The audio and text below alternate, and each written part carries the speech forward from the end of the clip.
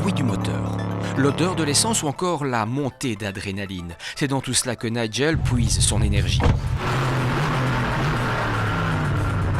En à peine 3 ans, le voici propulsé au volant d'une voiture qui devrait lui permettre en 2020 de participer aux 24 heures du Mans. Il faut croire en ses rêves et surtout il faut tout mettre en place et en œuvre pour pouvoir toucher du doigt ses plus grands rêves.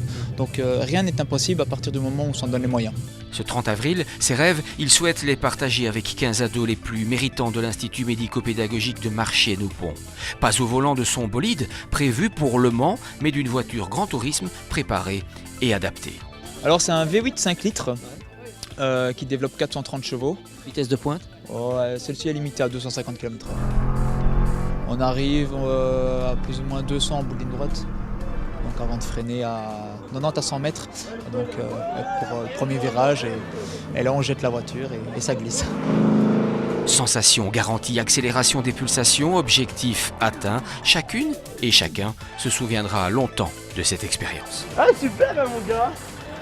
Il faut quand même bien penser que c'est des élèves qui, en plus de ne pas avoir une super Mustang, viennent par la tech pour la plupart. Donc déjà une voiture, c'est déjà quelque chose parfois. Une voiture un peu luxueuse, c'est sympa aussi. Mais une voiture avec 450 chevaux, c'est sûr que ça doit les changer.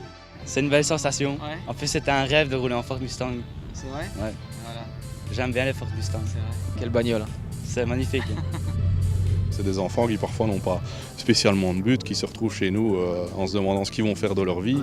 Et c'est vrai que essayer de les intéresser à quoi que ce soit, c'est déjà pas facile.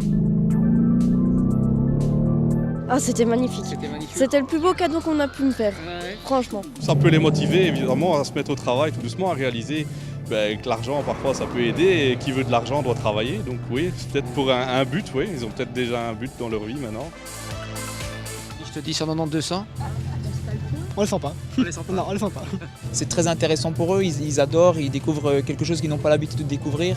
Et si on peut y mettre une petite contribution, eh bien on le fait. Et je pense que c'est important de partager tout ça. Quand il s'agit de se projeter, Nigel ne se fixe donc aucune limite, et surtout pas celle de booster des personnes en difficulté morale ou physique présentant un certain handicap récent.